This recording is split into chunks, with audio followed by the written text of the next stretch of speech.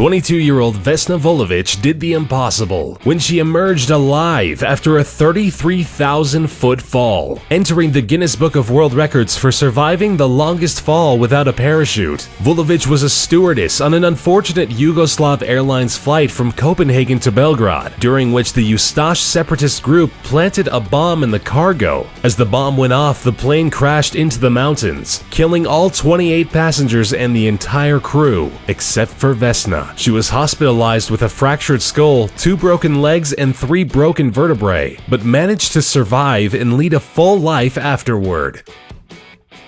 Croatian music teacher Fran Selak has had more than a few meetings with death and survived all of them. Reaching the age of 85 was not a smooth ride for Selak. At the age of 33, a train Selak was on flew off the tracks into an icy river, killing 17 passengers, but not him. With a broken arm, Selak survived this close call, only to find himself in a plane 1 year later flying across Croatia. A door on the plane was blown away, and Selak was blown out of the plane with it. Believe it or not, he survived by landing on a haystack. Only 3 years later, he was on a bus, which plunged into the river and killed 4 people. But of course, not him. At the age of 41, the fuel tank in his car exploded, but he managed to react in time and escape certain death. Again, the same incident unbelievably repeated itself just 3 years later. 20 years after that, Selak survived 1 more car explosion and another bus accident, only to win the lottery and become a millionaire in 2003. He is truly the most unlucky, lucky person of all time.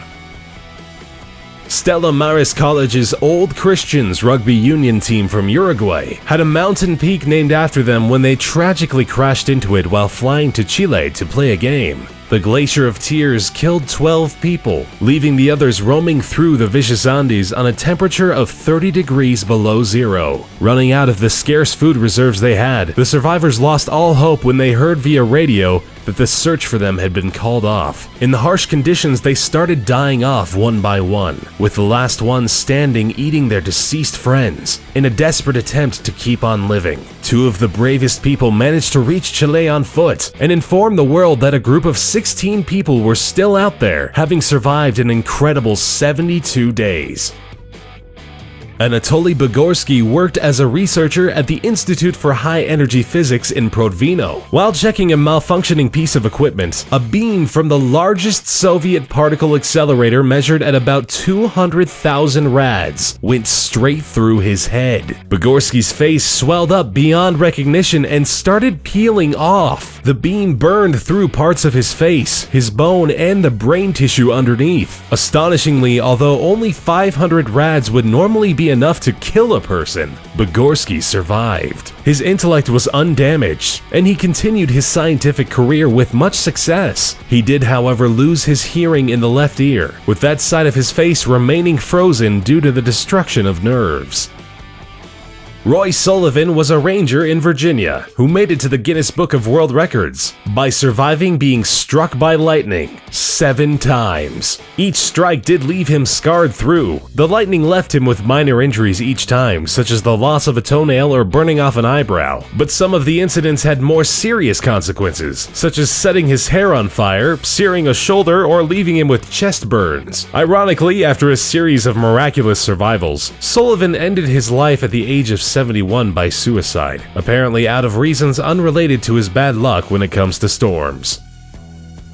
Joe Simpson and Simon Yates dared to set on the mission of scaling the west peak of the Ciudad Grande, 20,814 feet high. The mountain is part of a mountain range in the Peruvian Andes. The ascent was made famous by Simpson's book Touching the Void, in which he describes the climbing and the falling. Simpson was wounded and fell 100 feet into an ice crevasse. He managed to survive and crawl back up to base camp. It took him 3 whole days.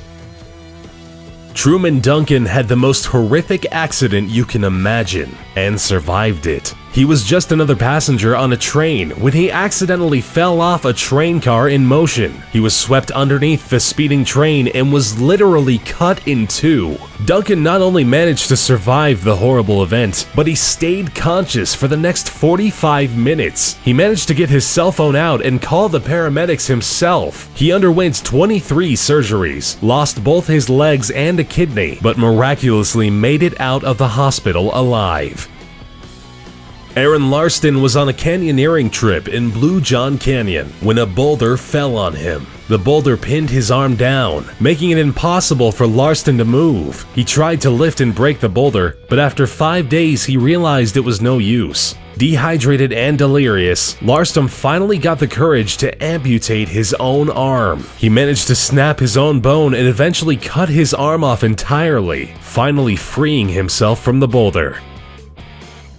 Robert Evans, a 46-year-old homeless man, was a victim of a hit and run. He was patched up in the hospital and sent away soon after. On his way back to his camp, he got into yet another accident. He was hit by a train. To be more precise, he was knocked off a narrow railroad bridge and landed in a creek. Evans ended up back in the hospital only 7 hours after his initial accident. It's pretty miraculous that he survived being hit by a car, then a train just hours later. Mauro Prosperi took part in a 1994 marathon called the Marathon of Sands. Taking place in Morocco, the marathon was unfortunately swept away by a sandstorm, which caused Prosperi to lose his way and left him stranded in the desert. Running in the wrong direction, he ended up in Algeria, where he took refuge in an abandoned mosque. He survived 9 days by drinking his own urine and eating bats and snakes before he was found by a nomadic family who took him to an Algerian military camp where he was hospitalized.